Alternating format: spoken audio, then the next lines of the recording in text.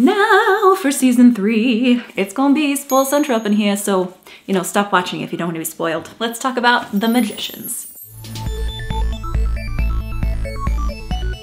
Season 3 was the best yet, in my opinion. We found our group of magicians first out of magic, but also scattered around. Elliot and Margot are stuck trying to rule Fillory without magic. Penny's stuck in the library, which is also the only thing that's keeping him alive, and Katie's trying to figure out a way to save him. Alice is still a total mess after being brought back from being a Niffin. Quentin's trying to find a way to bring magic back because, well, it's a little bit his fault that it's gone in the first place. So when I found out this season was all about them going on a quest to bring magic back, I was a bit skeptical. But as always, this show turns fantasy tropes on their head, and this season was way more than your average hero's journey. One of the things I've always really loved about the show is that Quentin starts out thinking, I'm the hero of this story, and we're continually shown that no, he's not. Everyone kind of gets their own turn at being the hero, but mostly it shows that real life, even in a fantasy world like Fillory, that it's more complicated than just who's the hero that saves the day. So I love this season because it's had some of the most compelling scenes and really episodes in general. I think it really hit me in episode 5, A Life in the Day, when we have the montage of Elliot and Quentin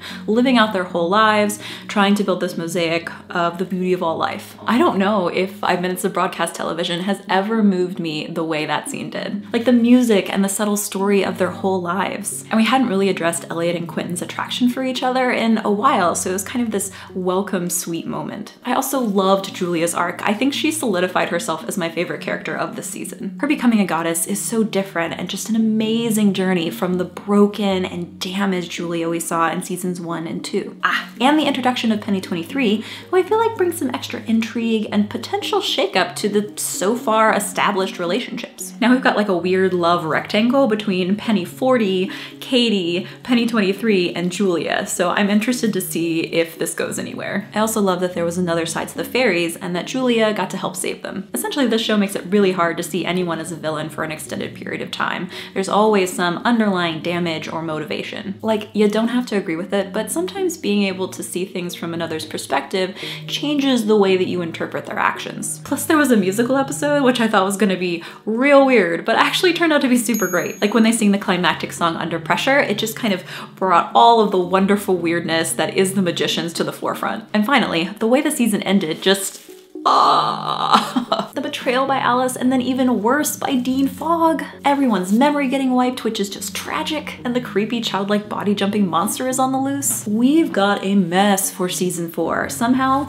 they ended up in a worse situation than at the end of season 3 when magic was shut off, because now there's magic, but none of them remember that they're magicians. Or, I mean, who they even are. Probably the most heartbreaking part for me was seeing Margot reduced back to that snake-like mean girl when we'd seen so much growth from her. Like, she was elected the king of Fillory by a write-in vote because people, though mostly talking animals, recognized that she is awesome and loyal and super strong.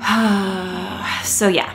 We're left with another cliffhanger, and we have to wait almost another year for season 4, which is just brutal. But if waiting that long means that I get 13 very well-crafted episodes versus some of the chaos and filler episodes that you get in full season shows, I'm okay with that. So for the question today, if you've made it this far, I want to know, what are your thoughts about season 3? Tell me down in the comments, plus remember that you can check me out on these other social media sites. And if this video made you smile, then hit that subscribe button and the notification bell so you know exactly when there's a new video for you. And I'll see you guys next Thursday. Bye!